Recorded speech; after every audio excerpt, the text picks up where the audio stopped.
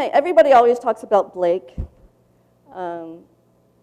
If you ever have read Kay Redfield Jamison's book, Touched with Fire, where she talks about almost all great poets as being manic-depressive. And you don't hear that much about Blake in that regard, but in fact, he would have as many ecstatic visions as he had deep depressions. And also, he was an artist. And almost everybody I study was a poet as well as an artist, which is another indication of right hemispheric functioning going on. Victor Hugo, I am a French scholar, so he's one of my boys.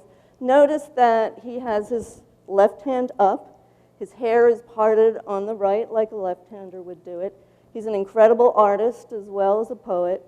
He was a politician, a novelist, a playwright, a poet, an art. He did absolutely everything. He was known for his huge forehead because that was a sign of his genius.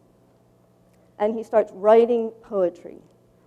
Just poetry, poetry, poetry. It's hypergraphia, he just can't stop himself. He goes to sleep thinking about poetry, he wakes up, and he writes poetry. And that's all he does. He's a total poet. He had a genetic predisposition to atypical lateralization as well. He had a brother who will be institutionalized. He has a daughter who will be institutionalized. His other daughter dies in a horrific accident just after she gets married. And then he's exiled from France for political reasons. So he goes to the Isle of Jersey, where he and all his friends and family go with him, and they do seances there. It's called table tapping. There's a little table and a bigger table. People put their hands on it, and then the table tips and makes a tap.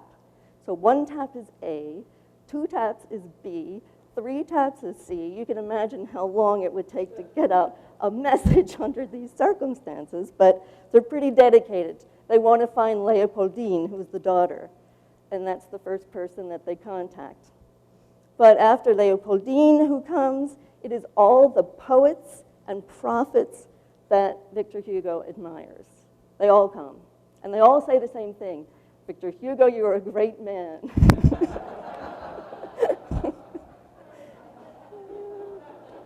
It's good to have positive voices, And they say, au travail, grand homme. Get to work, great man. So and they tell him to write Les Miserables, and that's where he wrote Les Miserables, on this island.